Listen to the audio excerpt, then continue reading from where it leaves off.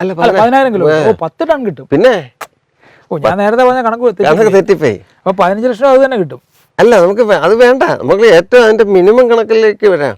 നമുക്ക് 200 രൂപ മാർക്കറ്റ് ഉള്ളത് 50 രൂപ ഇട്ടാലും 5 ലക്ഷം കിട്ടും. അത് തെങ്ങിന്റെ ആദായമുണ്ട്, ഫാഷൻ ഫ്രൂട്ടിന്റെ ആദായമുണ്ട്, പൂവുണ്ട്, പച്ചക്കറികളുണ്ട്. നമസ്കാരം. ഇതാരാണ് ഒരു നരച്ച മുട്ടത്തലയെന്ന് നമ്മുടെ സ്ഥിരം പ്രേക്ഷകർ വിചാരിക്കുന്നുണ്ടായിരിക്കും. ഞാൻ തന്നെയാണ്. 60 വയസ്സാകുമ്പോൾ ഡൈ നിർത്താമെന്ന് മകൾക്കൊരു വാക്ക് കൊടുത്തിരുന്നത് കൊണ്ട് ഡൈ നിർത്തിയതാണ്. പിന്നെ ഇന്ന് നമ്മൾ നേരത്തെ അവതരിപ്പിച്ചിട്ടുള്ള ഒരാളെ തന്നെയാണ് അവതരിപ്പിക്കുന്നത്. നമ്മുടെ അജിത് കുമാർ സാർ കിളിമാനൂർ. അദ്ദേഹത്തിൻ്റെ കൃഷി രീതി എനിക്ക് വളരെ ശ്രദ്ധേയമായിട്ട് തോന്നിയിട്ടുള്ളൊരു സാധനമാണ്. കാരണം മറ്റുള്ളവരിൽ നിന്ന് വ്യത്യസ്തമായിട്ട് കൃഷി എല്ലായിടത്തും നഷ്ടം തന്നെയാണ്. ഞാൻ സംസാരിക്കുന്ന കൃഷിക്കാരെല്ലാം നഷ്ടമാണ് എന്നാണ് പറയുന്നത്. അതിന് അവരുടെ ലേബറും ചിലവും കാര്യങ്ങളും എല്ലാമാണ്. അപ്പോൾ അതിനകത്തേക്കൊരു പ്രായോഗിക വിജ്ഞാനവും ശാസ്ത്രീയമായ ജ്ഞാനവും കൂടെ കൂട്ടിച്ചേർത്തുകൊണ്ട് ഒരു എഞ്ചിനീയറായ അദ്ദേഹം വളരെ വിദഗ്ധമായിട്ട് അത് ചെയ്യുന്ന കാണുമ്പോൾ കുറച്ച് അസൂയുണ്ട്. കാരണം എന്നെക്കൊണ്ട് ഇതുവരെ അത് ചെയ്യാൻ പറ്റിയിട്ടില്ല. അപ്പോൾ എങ്ങനെയാണ് ഇത് അദ്ദേഹം ചെയ്യുന്നതെന്നുള്ളത് നമുക്ക് അദ്ദേഹത്തോട് തന്നെ സംസാരിച്ചൊന്ന് മനസ്സിലാക്കാം. ഞാൻ ഒരിക്കൽ അജിത് കുമാർ സാറിനെ പരിചയപ്പെടുത്തിയിരുന്നു. അദ്ദേഹത്തിൻ്റെ സാങ്കേതിക വൈദഗ്ധ്യത്തെക്കുറിച്ച് പറഞ്ഞിരുന്നു. അപ്പോൾ പലരും അദ്ദേഹത്തിൻ്റെ കൃഷിയെക്കുറിച്ച് കൂടുതൽ അറിയണമെന്ന് പറഞ്ഞ് എന്നെ വിളിച്ചിരുന്നു. അപ്പോൾ ഇപ്പോൾ അദ്ദേഹത്തിൻ്റെ കൃഷി അതിൻ്റെ ഒരു പീക്കിൽ നിൽക്കുകയാണ്. അപ്പോൾ അദ്ദേഹത്തിൻ്റെ ഒരു വൈദഗ്ധ്യം ഈ നമുക്കറിയാവുന്ന പുതിയ ടെക്നോളജികളെ കൃഷിയായിട്ട് ഇൻറ്റഗ്രേറ്റ് ചെയ്യുന്നതിലാണ്. അപ്പോൾ ഇവിടെ തന്നെ അദ്ദേഹം 3-4 കാര്യങ്ങളിലെ നിന്ന് പഠിച്ച പാഠങ്ങൾ പ്രയോജനപ്പെടുത്തിയിട്ടുണ്ട്. ഈ ചെടികളുടെ വേര് വികസിപ്പിക്കുന്നതിലും മണ്ണിൽ വളം ചേർക്കുന്നതിലും അദ്ദേഹം മിയാവാക്കി മാതൃക പിന്തുടരുന്നു. അതുപോലെ ചെടികൾ ഇടകലർത്തി വെക്കുന്നതിലും ഏകദേശം മിയാവാക്കി മാതൃകയുടെ ഒരു രീതിയാണെന്ന് പറയാം. പലതരം ചെടി ഇടകലർത്തി വെക്കുന്നത്. അതേസമയം തന്നെ ഹൈ ഡെൻസിറ്റി ഫാമിങ്ങിൻ്റെ രീതി, അതായത് പലതരം ചെടികൾ കൂടുതൽ അടുപ്പിച്ച് ചെടികൾ നടുക. ഇതിൽ തന്നെ അദ്ദേഹത്തിൻ്റെതായ ചില ഇന്നോവേഷൻസ്, ചില കണ്ടുപിടുത്തങ്ങളൊക്കെ വരുത്തുകയും ചെയ്യുന്നുണ്ട്. എന്തായാലും ഈ ഒരു ഏക്കർ കൃഷിയെ വളരെ ഒരേക്കർ അല്ലാതെ പല ഏക്കറിലും ചെയ്യുന്നുണ്ട്. ഇവിടെ ഇപ്പോൾ ഒരേക്കർ കൃഷിയുള്ള ഒരു തോട്ടത്തിൻ്റെ നടുക്കാണ് ഞങ്ങൾ നിൽക്കുന്നത്. ഇവിടെ നട്ടുച്ച നേരമാണ്. ഇപ്പോൾ 2 മണി സമയം. ഇവിടെ ഒരു തുള്ളി വെയിൽ വീഴുന്നില്ല, ഭൂമിയിൽ വീഴുന്നില്ല. അത്ര ഇടതൂർന്ന് വിളകൾ നിൽക്കുകയാണ്. അപ്പോൾ ഇതെങ്ങനെയാണ് ചെയ്യുന്നതെന്നുള്ളത് ഇപ്പോൾ നമുക്ക് സാധാരണ ഒരാൾക്ക് അത്ഭുതം തോന്നും. എങ്ങനെയാണ് ഈ മാവൊക്കെ ഇത്ര അടുത്ത് വെച്ചാൽ കായ ഉണ്ടാകുമോ? തെങ്ങ് അദ്ദേഹത്തിന് 2.5 വർഷം കൊണ്ട് അദ്ദേഹത്തിൻ്റെ നാടൻ തെങ്ങ് കുലച്ചു നിൽക്കുന്നു. അപ്പോൾ ഇതെന്താണ് അദ്ദേഹം പിന്തുടരുന്ന രീതി എന്നുള്ളത് അദ്ദേഹം തന്നെ ഒന്ന് പറയട്ടെ. സാറേ, നമുക്ക് ഇവിടെ ഉള്ള വിളകളെല്ലാം ആദ്യം ഒന്ന് പറയാമോ? സാറേ, ഇത് 1 ഏക്കറാണ്. 1 ഏക്കറിൻ്റെ എല്ലാ വശത്തും ഫെൻസിങ് ഇട്ടിട്ടുണ്ട്. ഫെൻസിങ് ഇട്ടിട്ട് വീണ്ടും നമ്മൾ 1 5 അടി പൊക്കത്തിൽ കമ്പി വേലി ഇട്ടിട്ട് വീണ്ടും ഉയർത്തിയിരിക്കുകയാണ് 1 5 അടിയും കൂടെ. ഒരു മൊത്തം ഒരു 10 അടി പൊക്കം, 3 മീറ്ററോളം പൊക്കം വരും. അതിൽ നമ്മൾ പാഷൻ ഫ്രൂട്ട് കൃഷി ചെയ്തേക്കാണ്. അപ്പോൾ ഈ 250 മീറ്റർ ചുറ്റളവ് വരും ഏകദേശം. അപ്പോൾ അത്രയും 10 അടി 750 metre, approximate 7500 square feet area നമുക്ക് വെർട്ടിക്കൽ ആണ്. നമുക്ക് ഒരു ഭൂമിയിൽ ഒരു നഷ്ടവും ഇല്ല. ഇതിലേക്ക് ചെടികൾ അല്ല പുറത്തുനിന്നുള്ള ജീവികളെ പല ശല്യങ്ങളും കുറയും, പുറത്തുനിന്നുള്ള കാഴ്ച കുറയും. മൊത്തത്തിലൊരു ഫെൻസിങ് പോലത്തെ ഒരു പാഷൻ ഫ്രൂട്ട് അത് ഏകദേശം നമുക്കൊരു നല്ലൊരു പിടിക്കുകയാണെങ്കിൽ ആഴ്ചയിൽ ഒരു 10-25-50 കിലോ കിട്ടിയതുകൊണ്ട്, 25 കിലോ കിട്ടിയതുകൊണ്ട്, പല കണക്ക് ഒരു ശരാശരി 10-20 കിലോ ആഴ്ചയോറും കിട്ടും. അപ്പോൾ അത് ഇപ്പം ഇത് ഈ 1 ഏക്കറിൽ കൃഷി ചെയ്യുന്ന ഒരു കർഷകർ പൊതുവിൽ പറയാൻ എനിക്ക് ജീവിക്കാൻ പറ്റൂല, അതുകൊണ്ട് ജീവിക്കാനേ പറ്റൂല എന്നുള്ള ഇതിലാണ്. അപ്പോൾ അതല്ല എന്നുള്ളത് കാണിക്കാനും കൂടിയാണ് ഇത് ചെയ്തിരിക്കുന്നത്. ആൾക്കാർക്ക് അങ്ങനെ താല്പര്യമുള്ളവർക്ക് ആ രീതിയിൽ ചെയ്യാമല്ലോ എന്ന് വിചാരിച്ച് നമ്മളൊരു ട്രൈ ചെയ്തതാണ്. വേറെ എങ്ങും ഇതൊരു കോപ്പി ചെയ്തില്ല. അപ്പോൾ ഇതിൽ തന്നെ സാറിന് 1 ഏക്കറിൽ 70 മൂട് തെങ്ങാണ് ശാസ്ത്രീയമായിട്ട് വയ്ക്കാൻ പറയുന്നത്. ഒരു 7 മുതൽ 9 മീറ്റർ സ്പേസിങ്ങിലാണ് വയ്ക്കുന്നത്, അകലം പാലിച്ചാണ് വയ്ക്കുന്നത്. അത് സാറിന് ഒരു വരിയിൽ നമ്മളെ ഗ്രാഫ് പോലെ വയ്ക്കുന്നതാണ് പൊതുവിലൊരു കർഷകർ ചെയ്യുന്നൊരു മെത്തേഡ്. അതിന് പകരം ഇത് 6 ആഗില് ഒന്ന്, അതായത് സാധാരണ കർഷകർ ഇങ്ങനെ വരിയായിട്ട് വെക്കും. അടുത്ത വരി അപ്പുറത്ത്. അപ്പൊ ഇത് ഏകദേശം 14 മുതൽ 16 മീറ്റർ അകലം വരെ തെങ്ങുകളിൽ തമ്മിൽ. അപ്പൊ അതൊരു 16 മീറ്റർ അല്ലെങ്കിൽ 10 മീറ്റർ പൊക്കം കഴിഞ്ഞാല് പോലും ഇതിലേക്ക് നിഴൽ വരില്ല. അതായത് 2 തെങ്ങ് തമ്മിൽ ഒരിക്കലും നിഴൽ വീഴില്ല. അപ്പൊ ഒരിക്കലും ഈ തെങ്ങുകൾ ഉയരത്തിലേക്ക് പോവില്ല. വെയിൽ കിട്ടാൻ, വെയിലിന് വേണ്ടിയാണ് ഈ തെങ്ങുകളിലെ ഏത് ചെടിയും ഉയർന്നു പോകുന്നതിൻ്റെ കാരണം. അതിന് ഒരു പൊതുസ്ഥലത്ത്, ഒരു ഗ്രൗണ്ടിൻ്റെ ഒരു അറ്റത്ത് ഒരു തെങ്ങ് അല്ലെങ്കിൽ ഒരു വയലിൻ്റെ ഒരു മധ്യത്ത് തെങ്ങ് നിൽക്കുന്ന 25 വർഷം കഴിഞ്ഞാൽ ആ തെങ്ങ് ആ പൊക്കത്തിൽ നിൽക്കുകയുള്ളു. അത് ചെറിയ വ്യത്യാസമേ വരുള്ളൂ. അത് ഈ മടലിൽ അടുപ്പമായിരിക്കും എൻ്റെ തെങ്ങ്. പിന്നെ അടുത്തത് മാവ് വെച്ചിട്ടുണ്ട്. ഇത് 500 മാവും കൂടെ വെച്ചിട്ടുണ്ട് 1 ഏക്കറിൽ. അത് വരികൾ തമ്മിൽ 3 മീറ്ററും ചെടികൾ തമ്മിൽ 2 മീറ്ററും ആ അകലത്തിലാണ് വെച്ചേക്കുന്നത്. അത് ആദ്യത്തെ ഒരു 1.5 മീറ്റർ പൊക്കം ആകുമ്പോൾ 90 സെന്റിമീറ്റർ വെച്ചാൽ കട്ട് ചെയ്ത് കളയും. അത് കഴിഞ്ഞിട്ട് അടുത്ത ഒരു 5-6 ബ്രാഞ്ച് വന്നിട്ട് അത് 45 1.5 അടി 45 സെന്റിമീറ്റർ വീണ്ടും കട്ട് ചെയ്യും. അത് വീണ്ടും ചെയ്യുമ്പോൾ ഇത് കുട കണക്കാവും. അപ്പം 1 മീറ്റർ ഡയലുള്ള ഒരു കുട പോലെ നിൽക്കും. അപ്പം അടുത്ത ചെടിയായിട്ട് തട്ടി നിൽക്കും. എങ്കിൽ അടുത്ത ലൈനിലുള്ള തട്ടേയില്ല, ഇടയ്ക്കൂടെ നമുക്ക് സഞ്ചാരം. അതായത് 2 മാവുകൾ ഇങ്ങനെ ഈ വരികളിൽ നിറഞ്ഞു നിൽക്കും, പക്ഷെ ഇടയ്ക്കൂടെ നടക്കാനുള്ള സ്ഥലമുണ്ട്. കാരണം അതിനാണ് 3 മീറ്റർ ഇട്ടത്. അത് അതിന് മാത്രമല്ല, നമ്മൾ മറ്റ് കൃഷി ചെയ്യാനും കൂടെയാണ്. അപ്പോൾ ഇത് 3 വർഷം കഴിഞ്ഞ് ഇതിന് പൂക്കാൻ. ഒന്ന് ക്ലാരിഫൈ ചെയ്തിട്ട്, ഈ മാവും തമ്മിൽ 2 മീറ്റർ അകലം, ആ മാവും നമ്മുടെ അടുത്ത വരിയിലെ മാവും തമ്മിൽ 3 മീറ്റർ. ഒരേ അങ്ങനെ നട്ടാൽ 690 മരം 1 ഏക്കറിൽ നടാം. അത് 2 മീറ്റർ ലൈന് എല്ലാം 2 മീറ്റർ ആണെങ്കിൽ 1000 മൂട് നടാം. എന്നുവെച്ചാൽ 1 ഏക്കർ എന്ന് പറഞ്ഞാൽ അപ്രോക്സിമേറ്റ് 4000 സ്ക്വയർ മീറ്ററാണ്. അപ്പോൾ ഒരു 4 മീറ്റർ ഒരു ചെടി എന്നുള്ള കണക്കിൽ കിട്ടും. അതൊരു മാവ് മാത്രം കൃഷി ചെയ്യണമെങ്കിൽ അത് 500 കുറച്ചു. അത് 500 കുറച്ച് 30 തെങ്ങ് വെച്ച്. ഈ തെങ്ങ് പീനട്ട് ബട്ടർ വെച്ചോ? പിന്നെ ഇതിൻ്റെ ഇടയിൽ പീനട്ട് ബട്ടർ അതുപോലെയുള്ള ചെറിയ എണ്ണം വല്ലതും ഉണ്ടോ? അല്ല, ഇത് യാദൃശ്യമായിട്ട് ഒരെണ്ണം നട്ടതാണ്. പിന്നീടാണ് ഇതിപ്പം ആവശ്യം അല്ല. ഈ ബൗണ്ടറി അതിരുകൾ 4 തട്ടാണ്. ഈ തട്ടിന്റെ അരിവെല്ലാം പീനട്ട് നട്ട് പിന്നെ അത് വരുമാനം ഉണ്ടാക്കുന്നതാണെന്ന് കണ്ടപ്പോഴാണ് ഇത് ചെയ്തത്. പിന്നെ ഇത് വിദേശത്ത് നല്ല മാർക്കറ്റുണ്ട്. 300-400 രൂപ കിലോ വിലയുള്ളൊരു സാധനമാണ്. ഇവിടെ ആൾക്കാർക്ക് അത് ഉപയോഗിക്കാൻ ശീലമില്ലാത്തതുകൊണ്ടുള്ള ഒരു കുഴപ്പമാണ് ഉള്ളത്. അത് കഴിഞ്ഞിട്ട് ഈ മാവ് തന്നെ 3 വർഷം കഴിഞ്ഞ് ഇതിനെ കായ്ക്കാൻ അനുവദിക്കാവൂ. അപ്പോൾ ഒരു 60 ബ്രാഞ്ച് ഉണ്ടെങ്കിൽ 60 കൊല മാവ് 60 കൊലയിൽ അല്ലെങ്കിൽ 50 കൊല പൂക്കും. അപ്പോൾ 60 ബ്രാഞ്ച് വരെ നമ്മൾ ചെറിയ ചെറിയ ബ്രാഞ്ചുകൾ കട്ട് ചെയ്ത് കൂടുതൽ ബ്രാഞ്ച് ആക്കി നിർത്തി പ്രൂൺ ചെയ്ത് വയ്ക്കുമ്പോൾ ഒരു 60 ബ്രാഞ്ച് വരുമെന്ന് വെച്ചാൽ 60 ബ്രാഞ്ചിൽ 60 കൊല പൂവും കാണും. ആ 60 കൊലയിൽ ഒരു കൊലയിൽ ഒരു മാങ്ങ വെച്ച് വയ്ക്കാം. ഒരു മാവിൽ 60 മാങ്ങ നിർത്താവും. അതിന് കണ്ടില്ല. അപ്പോൾ ഉള്ള മാങ്ങ നല്ല യോഗ്യതയുള്ള ആയിരിക്കും. നമുക്ക് 7 അടി പൊക്കയും ചെടിക്ക് മൊത്തത്തിൽ വരുള്ളൂ. അപ്പം മാങ്ങ വലുതാകും തോറും താഴോട്ട് വന്നോണ്ടിരിക്കും. 30,000 മാങ്ങ. അപ്പം 3 മാങ്ങ 1 കിലോ ശരാശരി. ഇത് കോട്ടൂക്കോണം എന്ന് പറഞ്ഞ ലോക്കൽ വെറൈറ്റിയാണ്. ലോക്കൽ മാർക്കറ്റുണ്ട് ഇതിന്. തിരുവനന്തപുരത്ത് ജില്ലയിൽ ഏറ്റവും മാർക്കറ്റുള്ളൊരു മാങ്ങ, നാടൻ മാങ്ങ ഇതാണ്. ടേസ്റ്റ് ഉള്ളതുകൊണ്ടോ എന്തുകൊണ്ടോ അത് 1000 കിലോ മാങ്ങ കിട്ടും. 1000 കിലോ മാങ്ങ കിട്ടും. അപ്പോൾ ഇത് ഓരോ മാങ്ങയും നമുക്ക് കവറിട്ട് സംരക്ഷിക്കാം. അതിന് ഒരു 95-100% അടുപ്പിച്ച് തന്നെ അതിന് ഡാമേജ് ഇല്ലാതെ മാർക്കറ്റ് ചെയ്യാം, പറിച്ചെടുക്കാൻ പറ്റും. തോട്ടയ്ക്ക് ഒന്നുമില്ല, പതുക്കെ കട്ട് ചെയ്ത് വളരെ ഇത് ചെയ്യാം. ഇത് ചെയ്യാം. ഇത് കഴിഞ്ഞിട്ട് ഇതിൻ്റെ ഹാർവെസ്റ്റിങ് കഴിഞ്ഞാൽ ഇത് കൊമ്പുകളെല്ലാം അങ്ങ് വെട്ടിക്കളയണം. വീണ്ടും മാവിൻ്റെ കൊമ്പ് വെട്ടി അങ്ങ് കമ്പുകൾ മാത്രമാക്കി നിർത്തണം. ശിഖരങ്ങൾ വരും. അതിനൊരു 6 മാസത്തെ ഏറ്റവും ബ്രാഞ്ചുകൾ സജീവമായി വരുന്നതിന് ഒരു 6 മാസത്തെ. ഈ 6 മാസത്തിൽ ചീര മുതലുള്ള തുടർ കൃഷികൾ. അതായത് സാറ് പറയുന്നത് നമ്മളിപ്പോൾ ഈ മാവിൻ്റെ മാങ്ങ പറിച്ചു കഴിഞ്ഞ് പ്രൂൺ ചെയ്യുമ്പോൾ ഇതൊരുമാതിരി കുറ്റിച്ചെടി ആ സമയത്ത് ഇവിടെ എല്ലാ സ്പേസ് ഉണ്ട്. ആ സ്പേസിൽ പച്ചക്കറി നടണം. പച്ചക്കറി നടണം എന്ന് പറയുമ്പോൾ നമ്മൾ പച്ചക്കറിക്ക് ഒരു ജൈവവളങ്ങൾ അത് ഇതൊക്കെ നമ്മൾ ചെയ്യുന്ന അത് ഈ മാവിനും പ്രയോജനം ചെയ്യും. അതിന് വെള്ളം ഒഴിക്കും. ഇതെല്ലാം മാവിനും കൂടെ ഗുണം ചെയ്യും.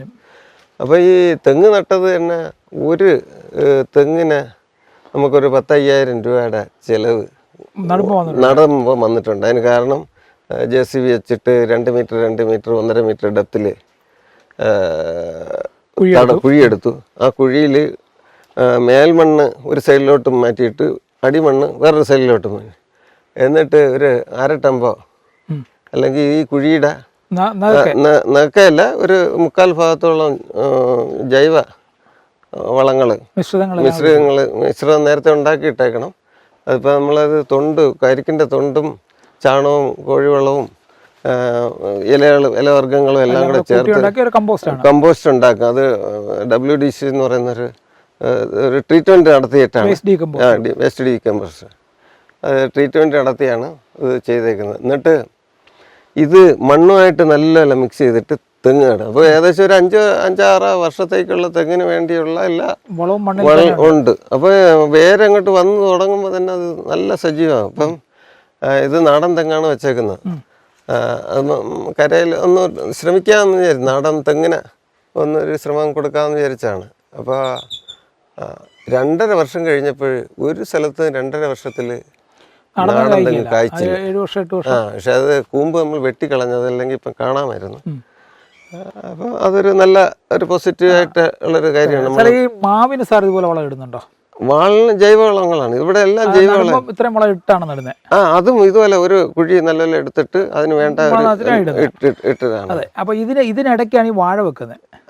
അത് ആദ്യത്തെ 3 വർഷം വാഴ വയ്ക്കാം. അത് വെക്കണമെന്നുള്ളവർക്ക് വയ്ക്കാം, അല്ലാത്തവർക്ക് വേറെ കൃഷി ചെയ്യാം. വാഴ വെച്ചാൽ ഇതിപ്പോൾ ഒരു 1000 മൂട് വാഴ ആയിട്ടൊക്കെയാണ്. ഇതിൽ തന്നെ ഈ 2 മാവിൻ്റെ ഇടയിൽ ഒരു വരി വാഴയാണ് വയ്ക്കുന്നത്. അപ്പം മാവിന് ഒരല്പം ഒന്ന് മാറി ആണ് വെച്ചേക്കുന്നത്. ഇതിൽ 1000 മൂട് വാഴ വെച്ചേക്കുന്നത്, അടുപ്പിച്ചാണ് വെച്ചേക്കുന്നത്. ഇതിപ്പോൾ 1 മീറ്റർ അകലത്തിലാണ് വാഴകൾ തമ്മിൽ 1 മീറ്ററും മറ്റേത് 3 മീറ്ററും വരും. അപ്പോൾ ഇത് കുലയ്ക്കുന്നത് തന്നെ 2 സൈഡിലോട്ട്, ഒരു വാഴ ഒരു മാവിൻ്റെ ഒരു സൈഡിലോട്ടും കുലയ്ക്കും. അടുത്ത അതെങ്ങനെ പറ്റുന്നത്? അതെന്ന് പറയുന്നത് ഈ നമ്മൾ കൊല വെട്ടിയിട്ട് അതിൻ്റെ പുള്ള വാഴകൾ നിൽക്കും. അതിൻ്റെ നമ്മൾ അതിൻ്റെ തയ്യെ പിരിക്കാത്ത സ്ഥലങ്ങൾ ശ്രദ്ധിച്ചു കഴിഞ്ഞാൽ ഈ 4 വശത്ത് ഇപ്പോൾ ഒരു 4 വാഴ കന്ന് നിൽക്കുകയാണെങ്കിൽ ഇത് കൊലയ്ക്കും. 6 മാസം കഴിയുമ്പോൾ അതും കൊലയ്ക്കുമല്ലോ.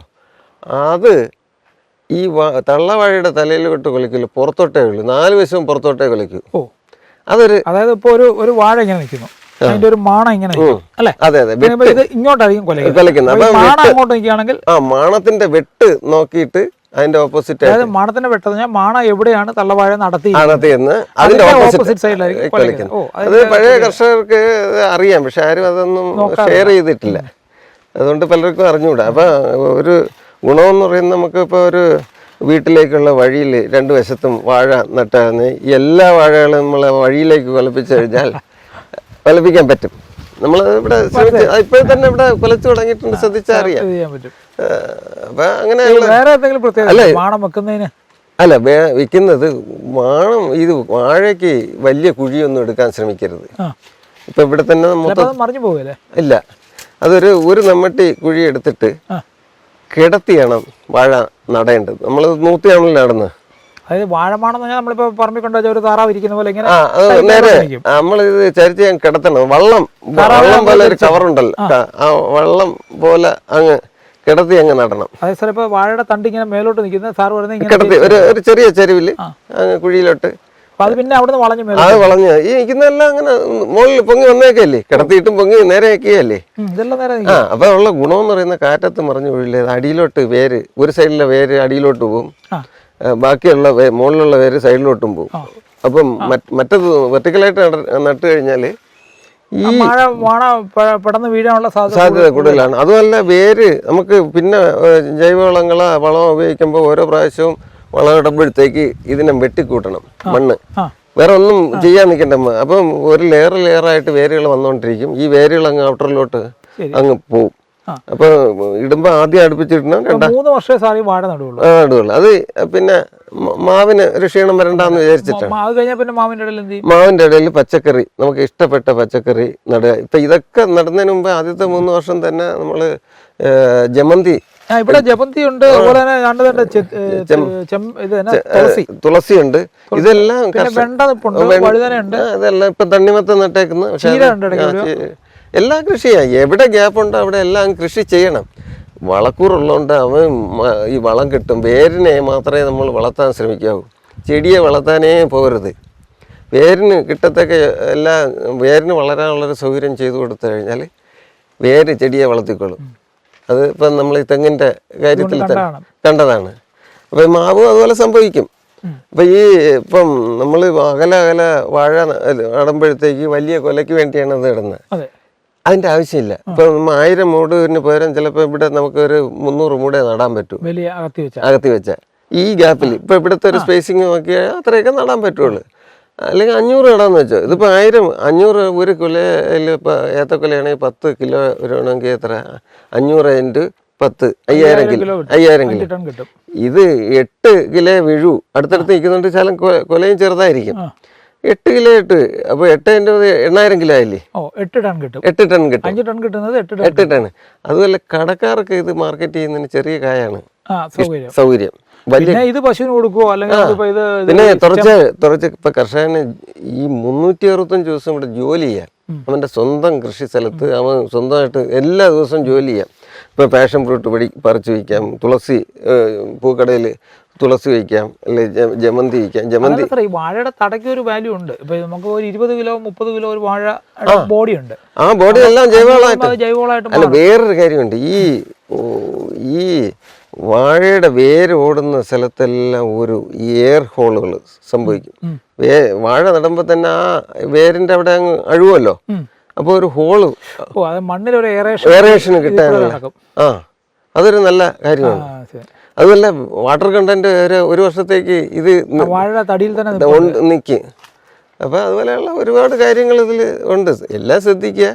പിന്നെ ഈ ജമന്തി നട്ട് കഴിഞ്ഞാൽ കീടങ്ങൾ വരാനുള്ള ചാൻസ് കുറയും. ഇതിനിടയ്ക്ക് മറ്റേ റെയിൻ ഹോസ് ആണ്. റെയിൻ ഹോസ് ആകുമ്പോൾ 3 മീറ്റർ അകലത്തിൽ നമ്മൾ 6 മീറ്റർ അകലത്തിൽ റെയിൻ ഹോസ് ഇട്ടിട്ടുണ്ട്. അപ്പൊ ഉള്ള ഗുണമെന്ന് പറയുന്നത് 2 സൈഡ് 3 മീറ്റർ വീതമുള്ള ഒരു ഏരിയയിൽ. അതുമാത്രമല്ല, നമ്മൾ വെള്ളം ഒഴിക്കുമ്പോൾ തുടർച്ചയായിട്ട് ആളുകൾ ഇതിൻ്റെ ഇടയിൽ ചവിട്ടി നശിപ്പിക്കും. പിന്നെ ഓസ് വലിച്ചുകൊണ്ട് അങ്ങോട്ടും ഇങ്ങോട്ടും പോകും. അത് മാത്രമല്ല, ഇപ്പൊ സ്പ്രിംഗ്ലർ ആണെങ്കിലുള്ള കഴിയും സ്പ്രിംഗ്ലറിന്റെ അടുത്ത് നിൽക്കുന്ന ചെടി പൂവൊക്കെ പൊഴിഞ്ഞു. ഇതാകുമ്പോഴത്തേക്ക് വളരെ ചെറിയ മഴ കണക്കുള്ള ചാറ്റൽ മഴ കണക്കാണ് വെള്ളം വീഴുന്നത്. സ്പ്രേ ചെയ്താണ് വീഴുന്നത്. അപ്പൊ ഡാമേജ് ഇല്ല ചെടിക്ക്. അതുപോലെ ഈവനായിട്ട് വരും. അപ്പൊ വേരിന് എല്ലായിടത്തും ഒരേ നനവ് കിട്ടും. നമ്മളിപ്പോ ട്രിപ്പ് ആകുമ്പോൾ ഒരു സ്ഥലത്തേക്ക് കൂടുതലും ഒരു സ്ഥലത്ത് ഇല്ലാതെയും എല്ലായിടത്തേക്കും ഉള്ള ഒരു ഇത് കിട്ടും. പിന്നെ ഇത് ഈ നമ്മളൊരു സൂക്ഷ്മമായൊരു കൃഷി, ഇതൊന്നുമല്ല. ഒരു ഏക്കർ കൃഷി ചെയ്യുന്ന റബ്ബറാണെങ്കിൽ 50,000 രൂപ കൂടുതൽ ഒരിക്കലും കിട്ടത്തില്ല ഒരു വർഷം. മരച്ചീനിയൊക്കെ വേണമെങ്കിലും നടാം അല്ലേ? അല്ല, മരച്ചീനി നടാതിരിക്കുന്നതാണ്. അത് കുറച്ചും കൂടെ ഡ്രൈ ആയിപ്പോകും മണ്ണ്.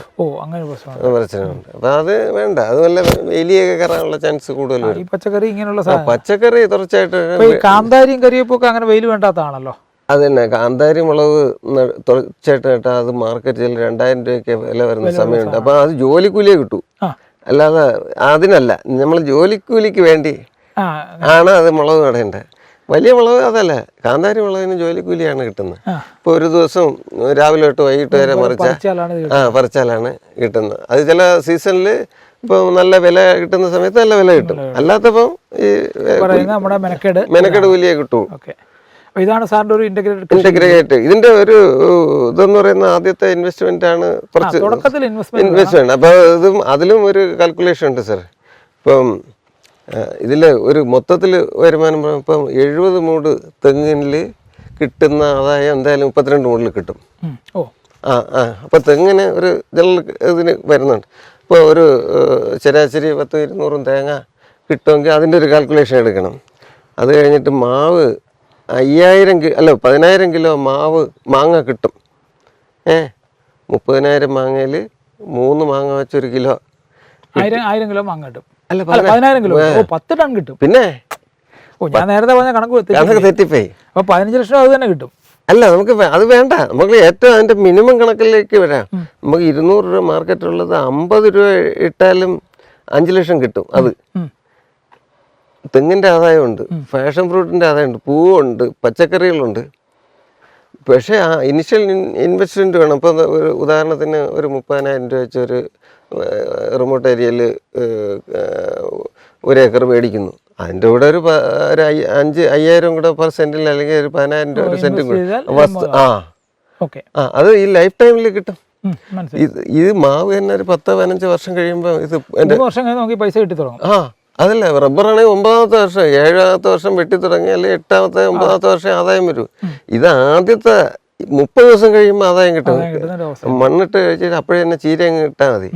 30 ഒന്ന് അതിൻ്റെ അതായി ഒരേക്കറിൽ ചീര നട്ടെന്ന് വെച്ചാൽ ഇതെല്ലാം വേക്കൻ്റായിട്ട് കിടക്കല്ലേ, മനസ്സിലായി? അത് ഇത് കണ്ട വലിയ കാടില്ലാത്ത ഈ വെയിൽ അടിക്കാത്തതുകൊണ്ടാണ്. ഇതുപോലുള്ള സാധനം നട്ട് കഴിഞ്ഞാൽ ആ വെയിൽ അടിക്കായിരിക്കും. അല്ല, ചീര അങ്ങ് നട്ട് കഴിഞ്ഞാൽ അത് ചീര പുഴുത് വരറ്റത്തുനിന്ന് വിടുക. ചീര നടുമ്പോഴും ശ്രദ്ധിക്കേണ്ടത് ഒരുമിച്ചിടരുത്. ഓരോ ദിവസത്തെ വിതയ്ക്കണം. നടാനൊന്നും പോകരുത്. വിതച്ചങ്ങ് ചെറിയ ടില്ലർ ഉപയോഗിക്കും. അതെന്ത് വില ഉണ്ട് അതിന്? അതിന് 42 സബ്സിഡി ഉണ്ട്. ഇപ്പം 48,000 രൂപ അതിൽ കുറേ സബ്സിഡി കിട്ടും. നമ്മളത് മേടിച്ചിട്ടില്ലെന്നേ ഉള്ളൂ. അതുമാത്രമല്ല, ഈ മാവിൻ്റെ ഹാർവെസ്റ്റിംഗ് കഴിഞ്ഞാൽ ഉടനെ ഇതുപോലെ പ്രൂണിങ് കഴിഞ്ഞ് മൊത്തം കിളയ്ക്കണം. അപ്പോൾ ഈ മെഷീൻ വെച്ച് അപ്പോൾ ഇതിൻ്റെ ചെറുവേരുകളൊക്കെ അങ്ങ് പൊട്ടും. അപ്പോൾ പുതിയ വേരുകൾ വരും. ഇതിൻ്റെ തൊട്ടടുത്തല്ല, ഒരു ശകലം മാറ്റി മൂട്ടിൽ നിന്ന് മാറ്റി അങ്ങ് എറിച്ച് അവിടെ നമുക്ക് പച്ചക്കറി കൃഷി ചെയ്യാം. ഇത് പിന്നെ വേറൊരു കാര്യം ശ്രദ്ധിക്കേണ്ടത്, നമ്മൾ സൂര്യൻ്റെ സഞ്ചാരം കൂടെ വെച്ചുകൊണ്ടാണ് ലൈൻ നിശ്ചയിക്കേണ്ടത്. ഉദാഹരണത്തിന് കിഴക്കുന്ന് തെക്ക് വശത്തെ കൂടെയാണ് പടിഞ്ഞാറ് പോണത്. നമ്മൾ പലപ്പോഴും അപ്പം വടക്കുന്ന് ഒരു കാരണവശാലും നിഴലേ വരില്ല. അപ്പം ഈ മറ്റ് കൃഷികൾ ഇങ്ങനെ ഉയരമുള്ള ചെടികൾ, മരങ്ങൾ വടക്ക് വശത്ത് വയ്ക്കണം. തെക്ക് വശത്ത് കൊണ്ടൊന്ന് പൊക്കം കൂടിയ മരം വയ്ക്കരുത്. അത് മിയാവാക്കിയിലും അത് ശ്രദ്ധിക്കേണ്ട ഒരു സംഗതിയാണ്. മിയാവാക്കി ഫോറസ്റ്റിലും നേരത്തെ സാറ് പറഞ്ഞു എല്ലാ കൃഷിയിലും നോക്കണ്ടാണ്. എല്ലാ കൃഷിയിലും നോക്കണം. ഇപ്പം വെറ്റക്കൊടി വെക്കുന്നവർക്ക് അറിയാം അതിൻ്റെ ദിക്ക്. അതനുസരിച്ചാണ് സൂര്യൻ്റെ സഞ്ചാരം നോക്കിയിട്ടാണ്, അതിൻ്റെ ദിക്ക് നോക്കിയിട്ടാണ് അവർ വയ്ക്കുന്നത്. കൊടികൾ, വെറ്റക്കൊടികൾ വെർട്ടിക്കൽ ഇതാണല്ലോ, വെർട്ടിക്കൽ ഫാമിംഗ് ആണല്ലോ വെറ്റക്കൊടി എന്ന് പറഞ്ഞത്. തെക്കുവശത്ത് ഉയരമുള്ള മരങ്ങൾ വെക്കരുത് എപ്പോഴും. അത് വടക്ക് വശത്താണ്. ഇനി വടക്ക് തെക്ക് ആയിരിക്കും ലൈൻ കുറെ നല്ലത്. കാരണം കിഴക്കുന്ന് കുറെ വെയിൽ കിട്ടും, പടിഞ്ഞാറ് കിട്ടും. പിന്നെ അവരുന്ന് ഉച്ച സമയത്ത് ഫുള്ളായിട്ട് തെക്കുന്ന് ലൈനിന്റെ ഇടയ്ക്കൂടെ ഒരു സൂര്യ വെട്ടം പ്രകാശം കിട്ടുമല്ലോ. അപ്പൊ തെക്കൂടൊക്കെ ആയിരിക്കും കുറെ കൂടെ നല്ലത്. അതുപോലെയുള്ള കാര്യങ്ങൾ സൂക്ഷ്മമായിട്ട്. അപ്പോൾ എങ്ങനെ കൃഷിക്കകത്ത് നമ്മൾ സൂക്ഷ്മ നിരീക്ഷണത്തിലൂടെ നമ്മൾ കുറേ കാര്യങ്ങൾ ഉൾപ്പെടുത്തുകയാണ്. അതിലൂടെ എങ്ങനെയാണ് ഉൽപ്പാദനം വർദ്ധിപ്പിക്കാമെന്നുള്ള പറയുകയല്ല, കാണിച്ചു തരികയാണ്. അല്ലെ പറയാൻ നിന്നാല് നമുക്ക് അത് പറയാൻ നോക്കും, നടപ്പാക്കില്ല. ഇതിപ്പോ നടപ്പാകുന്നുള്ളതിന്റെ ഏകദേശം കാണാം. നമുക്കൊരു അടുത്ത മാവ് സീസണിൽ മാങ്ങ പിടിക്കുമ്പോൾ നമുക്കറിയാം എന്തായാലും മാങ്ങ പിടിക്കുമെന്നുള്ള ഇപ്പം പിടിച്ചിരിക്കുന്ന കണ്ടിട്ട്. കഴിഞ്ഞ കുറച്ച് നേരമായിട്ട് നമ്മൾ കണ്ടുകൊണ്ടിരിക്കുന്ന ശ്രീ അജിത്കുമാറിൻ്റെ കൃഷി രീതികളും അതിൻ്റെ പ്രത്യേകതകൾ അദ്ദേഹം വിശദീകരിക്കുന്നതുമാണ്. ഇത് മനസ്സിലാക്കേണ്ട ഒരു കാര്യം, അദ്ദേഹം ഈ പറഞ്ഞു തരുന്ന കാര്യങ്ങൾ വളരെ ലളിതമായിട്ട് അദ്ദേഹം പറഞ്ഞു തരുന്നത് നമുക്കെല്ലാവർക്കും പിന്തുടരാവുന്നതാണെന്നുള്ളതാണ്. 1 ഏക്കർ കൃഷിയിടത്തിൽ നിന്ന് 10 ലക്ഷം രൂപ വരുമാനം ഉണ്ടാക്കുന്ന ഒരു മാർഗ്ഗമാണ് അദ്ദേഹം പറഞ്ഞു തരുന്നത്.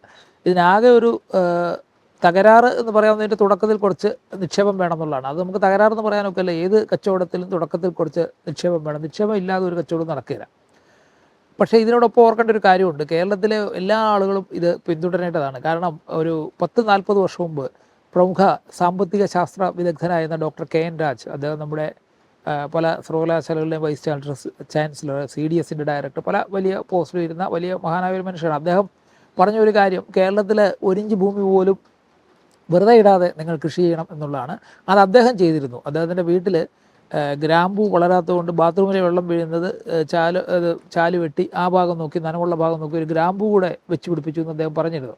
അരി ഒഴികെയുള്ള എല്ലാ സാധനങ്ങളും 80% പറമ്പിൽ നിന്ന് അദ്ദേഹം കൃഷി ചെയ്ത് ഇവിടെ കുമാരപുരത്ത് കുന്നുംപുറത്ത് ഉണ്ടാക്കുന്നുണ്ടായിരുന്നു എന്ന് പറയുന്നത് എനിക്ക് ഓർമ്മയുണ്ട്. അന്ന് എല്ലാവരോടും അത് ചെയ്യാൻ ആഹ്വാനം ചെയ്തെങ്കിലും ആരും അത് കാര്യമായിട്ട് ചെയ്തതായിട്ട് കാണുന്നില്ല. ഇനിയും താമസിച്ചിട്ടില്ല. നമുക്കിപ്പോൾ ഇത് തുടങ്ങിയാൽ നമ്മുടെ 40 വർഷം കൊണ്ട് നമ്മുടെ ഭക്ഷണ സാധനത്തിലുള്ള കീടനാശിനികളുടെയും രാസവസ്തുക്കളുടെയും അളവ് വളരെ കൂടിയിരിക്കുകയാണ്, നമ്മൾ മാർക്കറ്റിൽ നിന്ന് വാങ്ങിക്കുന്ന വസ്തുക്കളുടെ. അപ്പോൾ അത് ഒഴിവാക്കാനും നമുക്ക് മെച്ചപ്പെട്ട ഒരു ജീവിത ശൈലി സ്വീകരിക്കാനും ഇത് വളരെ സഹായകമാകും. നമ്മളും ഈ മാർഗം പിന്തുടരാൻ ശ്രമിക്കണം.